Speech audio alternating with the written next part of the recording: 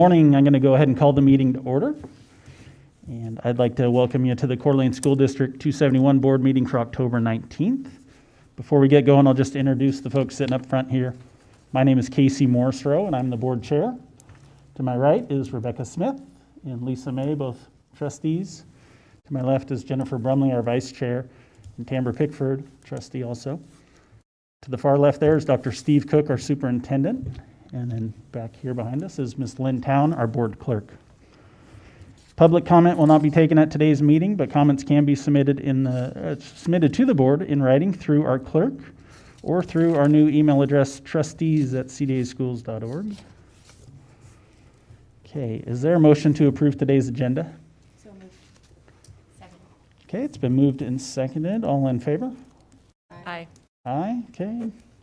Agenda is approved, and we'll move into our information items here and action items. So first up, item A is a potential modification to the reopening plan. I believe, Ms. Smith, you brought this up first about a month ago or 5 weeks ago or so, looking at extending the hours of seat time for our either K-5 or K-8 students in the orange category. And I believe about 3 weeks ago, I believe, the board kind of made a formal request of administration to look into that and present that back to us. So I believe, Dr. Cook, you have that for us today. And we've all seen that recommendation. He put out the recommendation last Friday. I'll turn it over to you. Thank you, Chair Morrisroe. As you guys saw in your board book, there is a plan in there that was explicitly written to potentially modify the reopening plan for K-5. It'll be noted later on in this discussion that we're going to request that be extended to include 6th through 8th grade, as a conversation ensued between us and building principals, the middle school principals, on Friday, once we kind of worked this thing to ground. So let me back up a little bit and talk about kind of the incidents that led us to get to this place. So first of all, as you may know, on Thursday of last week, Panhandle Health District analyzed the data, and we are now, if you recall, from action taken by this board a couple of weeks ago, using the Panhandle Health District guidelines to kind of model out what the data is stating. And as of last Thursday, October 15th, incident rate in the local area was 22.9 per 100,000. Percent positivity was 8.7%. And the rating they gave, the hospitalization rate of hospitalizations, was orange. Since that point, the Idaho Department of Health and Welfare has got us somewhere between the 27 and 28 range for incident report. Continues to be 8.7% rate of percent positivity in the region, and the current total of hospitalizations at Kootenai Health is 24 folks in their COVID ward, with 6 of them currently in intensive care. And so on Friday, based upon additional cases at the high schools and kind of a substantial impact of quarantining, I made the recommendation that we move those high schools to orange, starting immediately, essentially, which is today. That is in place today at our 3 high schools. We also did a little bit of analysis out of the 48 cases that are of positive either students or staff that have happened in the school district. Those 48 cases in our 3 levels of schools have created an environment in which 387 students at some point or another have been quarantined, and staff have been quarantined. 24% of those students and staff that are quarantined are coming from the elementary school, 3% currently coming from the middle school, and 73% of the students that have been quarantined have been at the high school level. And I think that's one of the reasons that we felt like it was necessary that we take some differentiated action. And what you're going to see or hear from us both is kind of that approach in which we would maybe start to delineate a little more specificity on how we would administer the reopening plan, because the data would tell you that it isn't necessarily playing out exactly the same in every one of our facilities. We have what I would consider at both the middle schools and the elementary schools a better ability to control some of the issues that could warrant exposure and cause exposure. And it's much more of a challenge when you talk about the size of our high school. So we're going to suggest that a proposal in which if we don't necessarily delineate between yellow and orange quite substantially for our elementary schools and our middle schools might be a better, more sufficient at this time. The recommendation that we would like to give, we think will add to stability at both of the schools and predictability, which right now the general theme that we are getting both from families and from staff is that the transitions are tremendously burdensome, and just the unpredictability of what my kid might be going through or our students and staff are trying to go through is creating much of the angst and the energy around the current circumstances. And so we believe that this model might actually benefit at some cost a lot of groups. And this model we are suggesting is, and you've seen this in your handbook, it's written explicitly for K-5, but we're also willing and ready to talk about it with regards to middle school as well.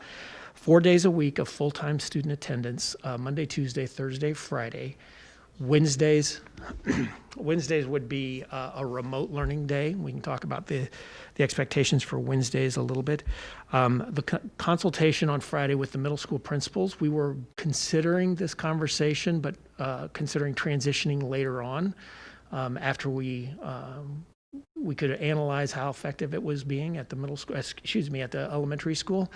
And the consensus of the middle school principals was the transition is going to be just as disruptive. So if this is something we do seriously consider and think that we're going to be going to, let's go ahead and pull that trigger now, and then let's see if we can get this managed and do it in a way to avoid that extra transition, because that's one of the things that we feel like we're pulling away from this, is that the transitioning is just such a challenge.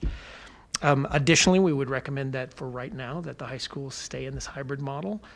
There is some talk potentially about investigating whether or not, when we originally wrote the plan, the guidance both nationally and at the state level was to split the groups, the cohorting of groups of students into two groups that allowed those groups to stay, to minimize that intermingling so that you had a chance to clean the building in between their attendance. And right now it appears, based upon the feedback we've gotten both from CDC and Panhandle Health District, that transmission by fomite, if you will, is much less reduced and not nearly as large of a factor. So one of the things that we're investigating is what we would call bookended participation on hybrid, but we're not at this point prepared to make that recommendation. But it is something that we would be evaluating as we go, and that bookended would look, for example, like if we stayed in a hybrid at the high school level, we'd be talking maybe Monday, Thursday for Group A, Tuesday, Friday for Group B, or something similar to that, with that Wednesday remaining a remote learning day. And then arguably, depending on how things go, looking at the possibility, if the numbers reduce, that at the high school level, we could go back to this kind of 4-day-a-week remote on Wednesdays, similar kind of model. And I would just tell you that the caution there is that one of the things that we're struggling with, as I mentioned earlier, is that the impact of a positive case in a high school is substantial. And it's, when you consider that everywhere that positive case goes, there are potentially people that are going to be within 6 feet of that person. And when you administer to that with regards to exposure, you're going to have cases, or you're going to have exposure that then we have to act upon with regards to next steps. And quite arguably, an 8-period schedule at Lake City is even more, creates more of that dynamic than the 6-period schedule at CHS, because each one of those classes is a new opportunity for that exposure to occur. So it's just one of those things that we're going to have to be mindful of if we were to go back to full-time student participation at the high school level. I think just one of the things I want to clarify is why Wednesdays matter so much. And I think why also I might state that I think generally we're having better luck or success at the elementary schools. Cohorting is a successful strategy, and cohorting is much more manageable at the elementary school than it is at the high school, and to some extent even at the middle school we can do some more of that. And I think being able to tend to and plan to that is a substantial burden, and is work that our schools are undergoing even still, now that we've been in school for 5-6 weeks, that it's still a substantial issue that gets talked about at the elementary in a daily fashion. Secondly, Schoology continues to be a new and exciting opportunity for learning for us professionally, and I think that's going to continue to be something that we're going to get better at. The expectations for how we would handle blended learning are very, very high. And all of our teachers know and recognize that that level of expectation is high and want to deliver upon that. And any way you cut this, if a student is out of session while there are students in session, in person, it's a challenge both to the teacher and to the student. And so we want to try to maximize that learning experience as best we can, and that's going to continue to take work for us. Additionally, we still need that opportunity to clean and sanitize the buildings. I think we've been highly successful with that so far, and I think we would like to continue pushing for that opportunity. We're confident that we feel like we can do a good job as long as people are willing to follow these guidelines and participate within them, that we can keep kids safe in our school environments. Additionally, I would also add that when kids are quarantined, they definitely are going to need more attention from their teachers, and Wednesdays would provide that. Right now, we have teachers doing this work oftentimes in the evenings and weekends, and that persists to be a challenge with them as well. And then I think last but not least, I just think continuing to set up the expectation that we want anytime we're in a remote learning experience, whether it's with 1 or 2 kids that are in quarantine, or half of our school, the way we are currently running our high schools, or if we ever have to go back to like a fully red lockdown model, that we don't want that experience to be a failed experience. We want that to be successful, and we want to provide kids those opportunities that they feel like they're fully engaged in learning well with their teachers in any of those environments. And I would just add, even though we would be recommending these modifications for yellow and orange K-8, I think number one, it would provide predictability. I think it would also provide stability for the system so that we're not turning and looking at Panhandle Health District every time some data changes, that K-8 we would know as best we can that it's just 4 days a week. Wednesdays would be remote. And if worse comes to worse and we get a flare-up in a school that we have to address, we can always migrate one of these schools into a hybrid model if necessary, like our current orange, rather than what I'm proposing as a new orange, if you will. And then we could do that in more of a case-by-case basis. We've seen that it's not necessarily, if it's in the community at a higher risk, doesn't mean that it's going to be showing up in every one of our schools at that same level of high risk. And so that ability to do a little more precise work through the reopening plan, I think, is still going to persist and be able to give us a tool that we can utilize when necessary, almost in the way that we did on Monday. I'm not requesting more authority in that regard. I'm glad with the board's holding that authority, but I do also respect that there are times we might need to move pretty quick. And I think in that regards, with the level of cases that we had at the high schools, I think it was probably an important move that we made on last Friday. Additionally, and I'll just add this, that I do this knowing that it's not approved by the board yet, but I do want to at least inform you of some work we're doing with trying to elicit local medical support. We've submitted a letter to local pediatricians that would essentially, if approved by the board, would be requesting their backing and support for something that essentially is for anybody K through 12, or a student, if you will, that was quarantined but asymptomatic, if they had the ability to produce a negative test result after 7 days, that we would potentially allow them back into school after 7 days of quarantine, rather than the full prescribed 14 days as prescribed by both the CDC and Panhandle Health District. There does seem to be some energy in our community for this, including some of our, what I would consider some of our medical experts. And so if we can get some modicum of support on that proposal, we'd like to bring that back to you for your consideration.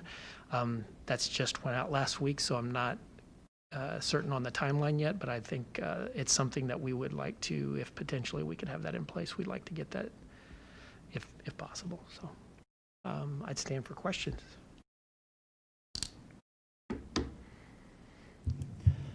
Okay, I'll open it up for any questions on what Dr. Cook presented there on the modification of the reopening plan.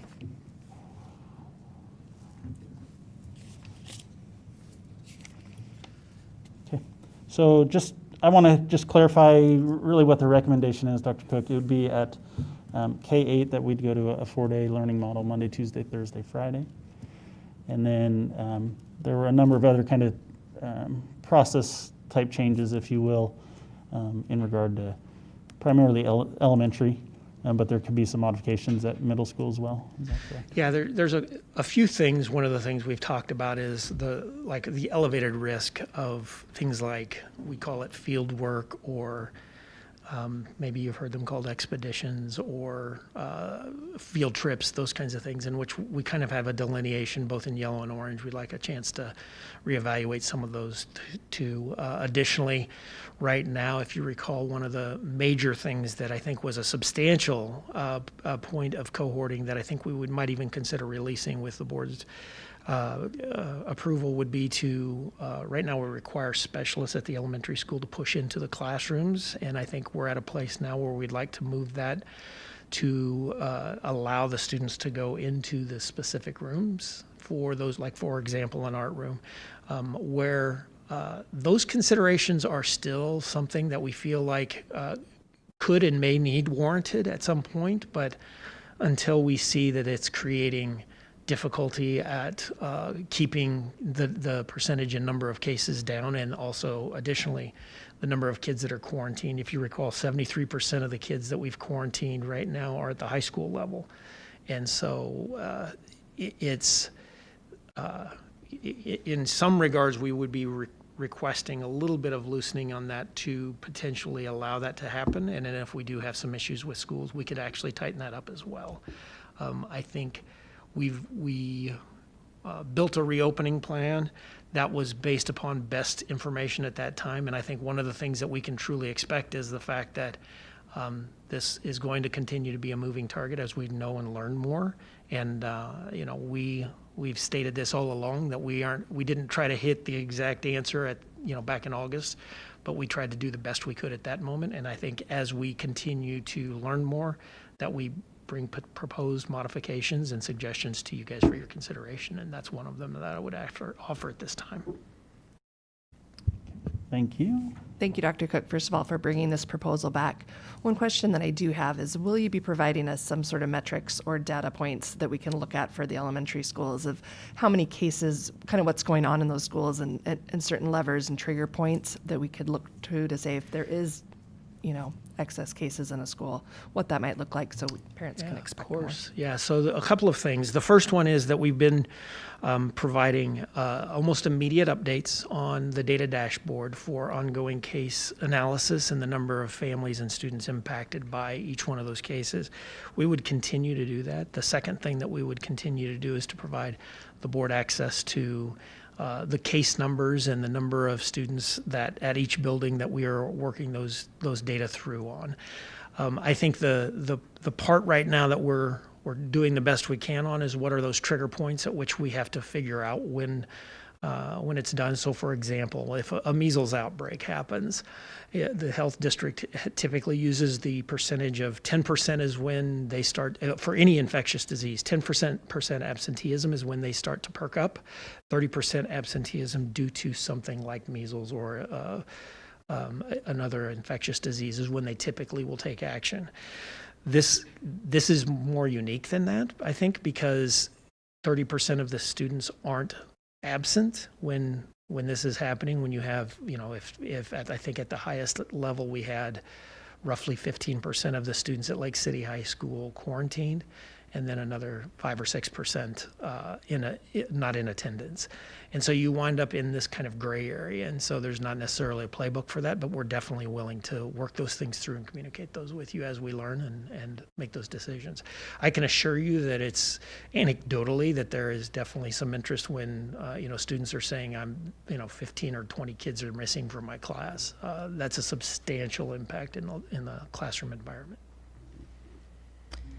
Dr. Cook, I just had a couple quick questions, and they're based on feedback that we received since the news that we will be switching our reopening plan. Can you speak a little bit to eSchool and parents that might feel frustrated that we've adapted or reevaluated our plan, what their options are for eSchool and when the next enrollment period would be, is the first question. And the second question is about instructional time. You know, we've heard a lot of concern about loss of instructional time during last year and the beginning of school year. So Wednesdays in particular for our high school students, is there a plan where students could have access to teachers if they have questions or they're struggling, you know, with a hybrid model at a high school level? Is that something that potentially would be available to those students? Yeah, let me look up. I think the date, we, right now, the transfer application window for eSchool is currently open and will be through the 23rd of this week for those that might be in consideration. As you know, it's not just we open the doors to it and anybody that wants in gets in and anybody that wants out gets out. Right now, the way we're staffed, we would need to, if vast numbers want in or vast numbers want out, we would have to move staff to migrate that. And so we don't have the financial resources to allow teachers to hire a bunch of teachers or to move a bunch of teachers. What we would be doing is transferring them back into the school system or transferring back into the brick and mortars or more into the eSchool, which is going to disrupt other classes. So first thing we have to do is analyze those opportunities and see what those availability were. I think the second one is for the question about instructional, just academic learning time. I think one of the arguments for this, I do believe, is that if Wednesday isn't a day off for teachers, it's a remote learning day. So the expectation would be is that there is interaction between teachers and their students. Additionally, I would also say that the K-8 going to 4 days a week, whether we're in yellow or orange, would provide an opportunity for a much more substantial investment in instructional time and academic time that I think becomes more predictable and less reliant. We've been in school 5 days a week, we've been in school 5 weeks now, 2 of those in hybrid, well, I guess if you want to, and 3 of those in person or vice versa. I might have those backwards. But the point is that kind of transitioning back and forth is going to take a toll on the year. And we would like to get in the business of teaching and learning as much as we possibly can. I can tell you that was the primary rationale for the middle school principals arguing their position that they feel like if we're going to do this, that we need to include them now because kids are getting behind. And there's some data that shows that younger kids are going to struggle more with that sense of autonomy that a remote learning environment might have, and older students might be able to handle it more effectively. So it's, if I could make this all go away and blink it all away, absolutely I would, and we'd all be back in school 5 days a week and we would all not have to worry about masks, but that's not our current reality. And so I would tell you that these Wednesdays, while they are remote learning days, are going to arguably not be as intensive and as direct as a full 5 day a week. I still see this as about as win-win as you can get under the circumstances. Great, thanks for that. And the last question would be our state requirement, the certain minimum number of instructional hours that we're required at a state level to provide to our students. Could you speak to that? Because I think it is a worrisome piece for families. And what is the state doing this year to adjust those requirements, knowing that we're functioning under a pandemic? Yeah, the instructional hours and attendance rate has always been the driver in the state. And currently, right now, there's 2 things that the state is considering evaluating, and that is because attendance may be virtual or may be in person, that they're modifying the way that they're collecting that information. And so the guidance we have right now is that they're going to be using an enrollment-based calculation for that. And right now, it appears that if kids are participating, the only thing that is governing that is a rule that was written almost as a starting place. Was it last year or maybe 2 years ago? I've lost track. The IDAPA rule on how they calculate enrollment came into play last spring because there was no longer the ability to take attendance when we were in lockdown situation. And so that's right now the governing kind of logistic. The only thing that right now I'm hearing that we might still be needing on our radar that are those 4 days that we paused in the beginning as we were trying to get teachers caught up and get all the training we needed done so that people could feel like we could start successfully. Those days, we still don't have clarification from on the state yet on whether or not that time needs to be made up. But I can assure you that the legislators are, as they come in back into session this winter, are going to be taking those items up, because how are they going to fund us right now? And that is arguably, they've changed the way that they are going to handle that. So that's our ongoing challenge. And so you'll let us know as soon as you hear from the state about those 4 days if we need to make up some time to make sure we meet our minimum requirements? Absolutely, be glad to. Okay, any other questions? Okay, I'd like to just acknowledge before we move on, we've received a lot of email over the weekend, and it was a pretty mixed bag. I would say in general, in my view, maybe it wasn't the ideal proposal, but I think there was some buy-in kind of on varying levels. And then there's certainly pockets of people who feel it goes too far, and there's pockets of people who feel it goes not far enough as far as protection for students and staff.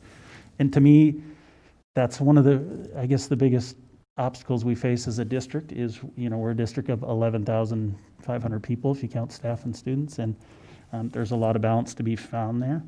And, I appreciate you kind of taking Ms. Smith's initial comment she made at a board meeting and the board talking about it and putting something together quickly that I think is an improvement over the original plan. And while it may not be perfect, I think it is an improvement for our students and our family and our staff. So I'm appreciative of that. So thank you. If there's no further questions, there was a motion in the packet. Does someone want to make the motion?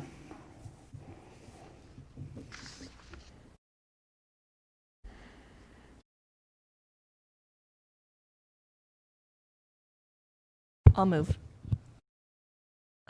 Motion to accept the recommendation as presented and direct the administration to modify the reopening plan to reflect those changes. Thank you. Second. All right, it's been moved and seconded. Any discussion on the motion? Okay, all in favor? Aye. Aye. Any opposed? Okay. Motion carries. So that was item A there. We'll move on to item B. And this, if you'll recall, originally when we set up modifications to the category change, so if we're moving from, in this case, yellow to orange, we would do so through resolution. And you'll probably recall at a previous meeting, we agreed that we were going to follow the recommendations of Panhandle Health in their categorical changes. And so I'd say if there's any questions for Dr. Cook, let's have those now. If not, if someone wants to read the motion, I think we can move forward on that.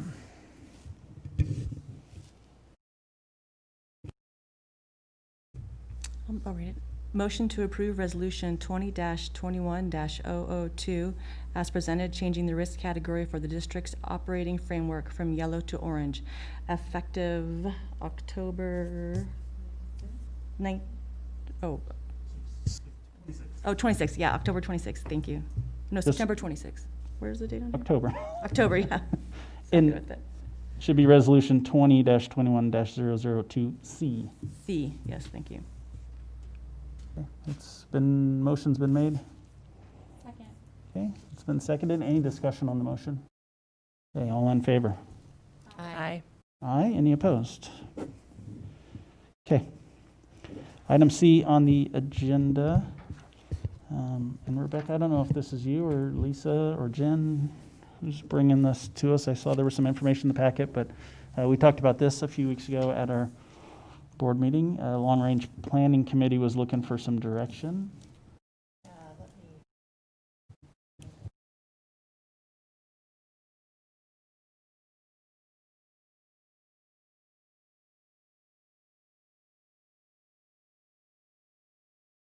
Yeah, we met as a kind of a little sub meeting just to discuss what kind of things we might bring back to the board to discuss and as far as task to assign to long-range planning for the year. I think we mutually kind of agreed that long-range looks a little different this year based on just our situation, and maybe we don't have all the information for certain projects or tasks. A couple of things that we talked about tasking long-range with would be looking at deferred maintenance, possibly land acquisition, sale of assets and what that might look like, and especially maybe levy input and program feedback, especially as we move towards March. And there really are a committee of people that are invested in that, and levy input might go along very well with deferred maintenance as well as we move towards March. So those were some of the things that we talked about. E-school came up as well, but it was kind of maybe the conclusion that we as a board still need time to discuss e-school and the long range of what that looks like before tasking that out. So those were some thoughts. So looking for feedback as far as tasks and what we might take back to long range to work on for this year.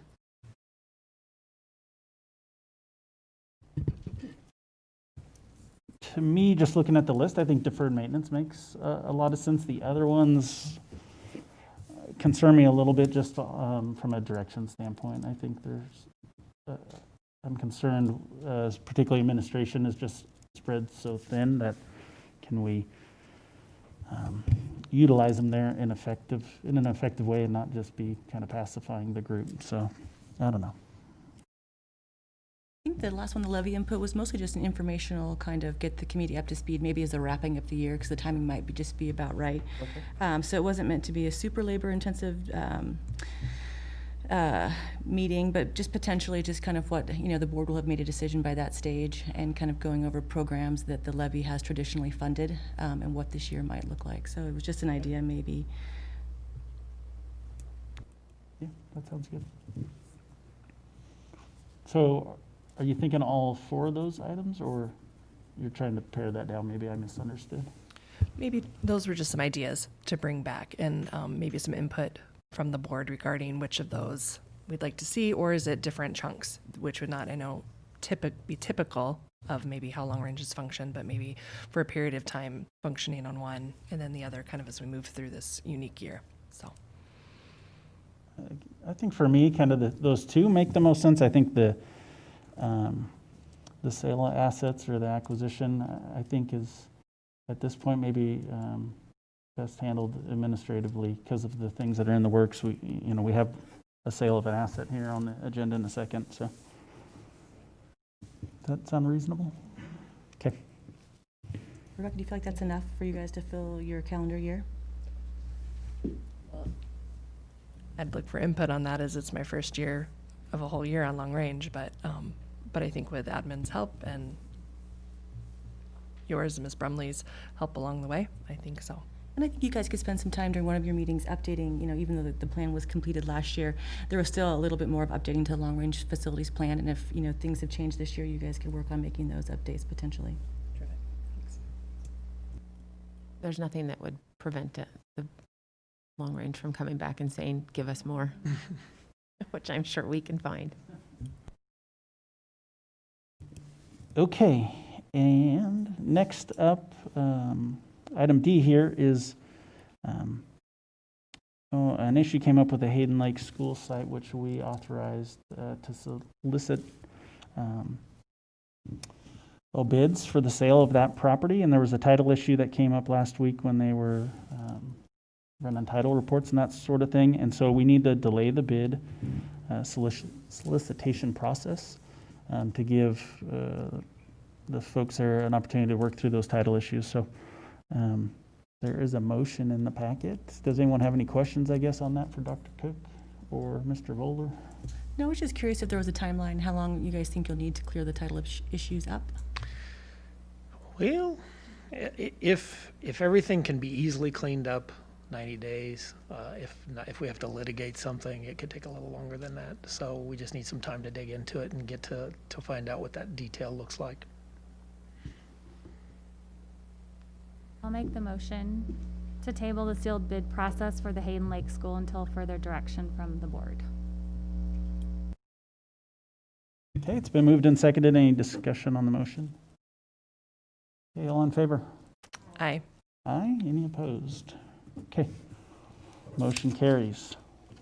We are scheduled to go into executive session here in a minute, which means at that point we'll ask everyone to clear. Ms. Town, do we want to do that first, or you had a recess on here? Should we recess? Do we need a recess, or we just want to go into exec? Okay. So,